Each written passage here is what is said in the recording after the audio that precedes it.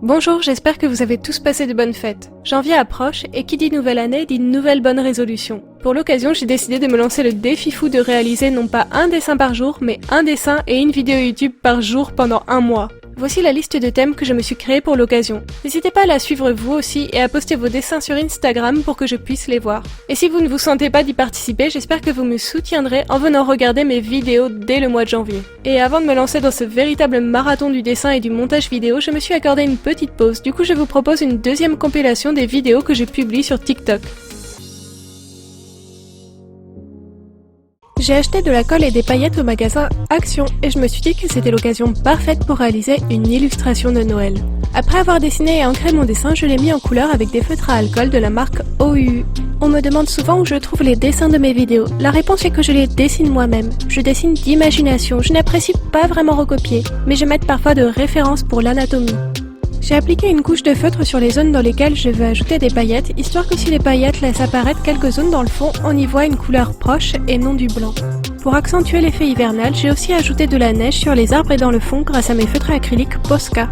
Ensuite, il m'a suffi d'appliquer au pinceau de la colle sur mes zones à pailleter, d'y ajouter rapidement les paillettes et de récupérer le surplus grâce à une feuille en dessous de mon dessin. Je pense que cette petite technique est idéale si vous souhaitez réaliser vous-même vos cartes de vœux. Une fois terminé, j'ai mis une couche de vernis sur mon dessin pour éviter qu'il ne perde des paillettes avec le temps. Qu'est-ce que vous pensez du résultat? J'attends vos avis en commentaire et je vous dis à bientôt!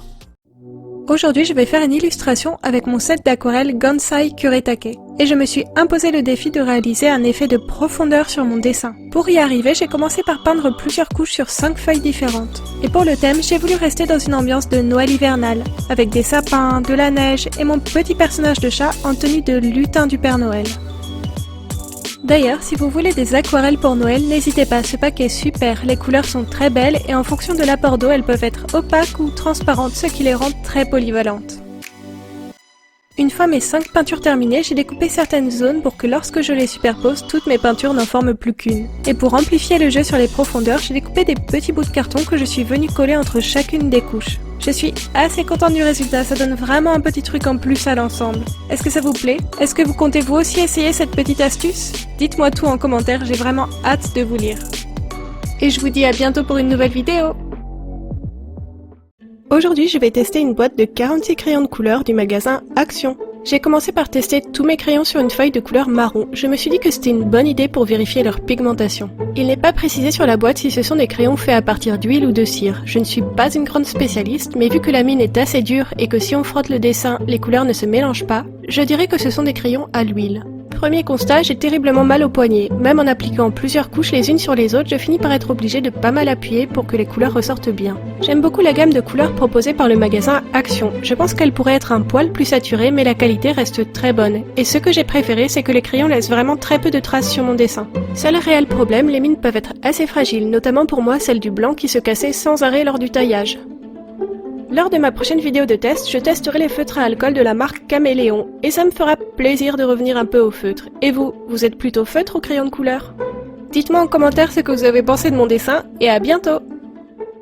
Aujourd'hui, je vais mettre en couleur mon dessin avec les feutres à alcool Créa Marker du magasin Rougier et Play. Ils coûtent un peu plus de 2 € à l'unité et sont disponibles en 124 couleurs différentes. Ils ont d'un côté une pointe fine et de l'autre une pointe biseautée. Je n'aime pas vraiment travailler avec des pointes fines. Je ne jure que par les pointes brush qui facilitent vraiment le remplissage et limitent les traces. Du coup, mon premier regret est que les Créa Marker n'existent pas avec une pointe pinceau. Leur encre est par contre de bonne qualité, les couleurs se dégradent bien et lorsque vous repassez plusieurs fois avec une même couleur, vous pouvez obtenir une teinte plus foncée qu'à l'origine. Comme pour tous les feutres à alcool, pour obtenir le meilleur résultat possible, il faut travailler vite. Ne pas hésiter à repasser un grand nombre de fois sur les mêmes zones et travailler sur du papier spécialisé. Personnellement, je conseille le papier Bristol, il est plus absorbant que le layout, mais plus facile à travailler.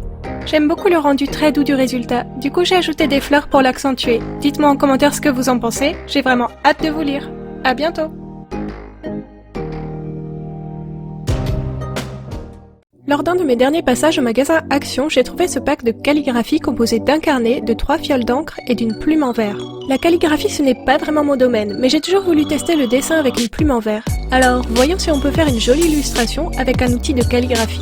Vous aurez sans doute remarqué que je n'ai pas utilisé les encres fournies avec la plume, je n'étais pas très fan des couleurs. Du coup j'ai utilisé de l'encre aquarelle que j'avais aussi achetée au magasin Action. Le fait de travailler avec une plume plutôt qu'avec un pinceau m'a forcé à repenser ma manière de dessiner. Colorier des aplats avec cette plume s'est avéré difficile car elle a tendance à gratter le papier. Du coup j'ai essayé de créer un personnage en utilisant que des traits. Les plus connaisseurs d'entre vous remarqueront que pour les cheveux je me suis inspirée de mon artiste préféré, Alphonse Mucha. Pour vous donner mon avis sur cette plume, je l'ai trouvée très maniable, facile à prendre en main, et grâce à sa forme, elle est capable de garder beaucoup d'encre, ce qui nous évite de retourner dans notre pot d'encre toutes les 10 secondes. Il faut très légèrement l'incliner pour l'utiliser, mais le coup de main est très facile à prendre. Au final, je suis plutôt contente du résultat. Et vous, qu'est-ce que vous en pensez ? Aujourd'hui, je vais tester les feutres à alcool de la marque Caméléon. Premier constat, ils sont énormes en comparaison à mes autres feutres. Ils sont composés d'une pointe broche et d'une pointe fine, et la partie restante est appelée chambre de mixage. C'est un réservoir d'encre transparent. En mettant la chambre en contact avec une pointe, puis en attendant, en orientant la chambre vers le haut, on peut ensuite avoir un joli dégradé du transparent vers la couleur de notre feutre. On peut aussi décider de contaminer notre chambre pour obtenir un dégradé d'une couleur vers une autre couleur. Le prix à l'unité est de 5 €, et honnêtement pour ce prix, je suis un peu déçue. Même si les dégradés sont fous et le principe ingénieux, les pointes brush sont très fragiles et s'abîment vite. Il y a vraiment beaucoup de temps d'attente lorsque l'on veut utiliser la chambre de mixage, et ce genre de dégradé est extrêmement difficile à appliquer à une forme complexe. En fait, je les trouve intéressants mais très peu pratiques, et pour le prix, j'espérais au moins avoir des pointes de qualité. Que pensez-vous du résultat? Êtes-vous tout de même curieux de tester ces feutres? Ou est-ce que vous préférez une autre marque? Est-ce que vous pensez vous faire offrir des feutres à alcool pour Noël? J'attends vos avis en commentaire et je vous dis à bientôt! Il y a quelques semaines, je suis allée au magasin Nose et j'ai trouvé ce pack de 48 crayons de couleur aquarelle à 7 €. Sans apport d'eau, ces crayons de couleur n'ont rien de particulier. Mais lorsque j'ajoute de l'eau, mes traits de crayon se dissolvent pour se transformer en peinture aquarelle. Je trouve que c'est une méthode très rassurante pour débuter l'aquarelle. En coloriant son dessin au crayon de couleur, puis en appliquant de l'eau à la fin, c'est beaucoup moins impressionnant. On contrôle beaucoup plus le rendu final qu'avec des pinceaux et de la peinture. Et je sais que beaucoup de personnes ont du mal avec l'aspect imprévisible de l'aquarelle. Je trouve que ce pack est plutôt pas mal. Malgré 3-4 couleurs trop ressemblantes, il y a beaucoup de nuances différentes. Et même si en les appliquant sur le papier, elles ont l'air un peu ternes, une fois qu'on y ajoute de l'eau, les couleurs sont plus vives et saturées. Je suis plutôt contente du résultat de ce dessin. Et même si je n'aime pas beaucoup utiliser les crayons de couleur classiques, j'aime vraiment beaucoup les crayons de couleur aquarelle. Et je ne saurais assez vous les conseiller, et ce, quelle que soit leur marque. Dites-moi en commentaire si vous avez déjà essayé ce type de crayon et ce que vous pensez de mon dessin du jour. J'ai hâte de vous lire et je vous dis à bientôt! Aujourd'hui, je vais vous donner 2 astuces pour bien utiliser votre blender avec vos feutres à alcool. Pour aider deux couleurs à bien se dégrader, commencez par appliquer le blender sur la surface que vous voulez colorier, puis appliquez vos couleurs rapidement tant que la zone est encore humide. Ça va permettre au feutre à alcool de mieux se diffuser et de se mélanger plus facilement. Évitez de faire l'inverse et de commencer par les couleurs puis le blender, parce que le blender risquera de laisser des traces et d'atténuer vos couleurs. D'ailleurs, il peut vous permettre de légèrement éclaircir certaines zones si vous l'utilisez par-dessus vos couleurs, ça peut être utile dans certains cas.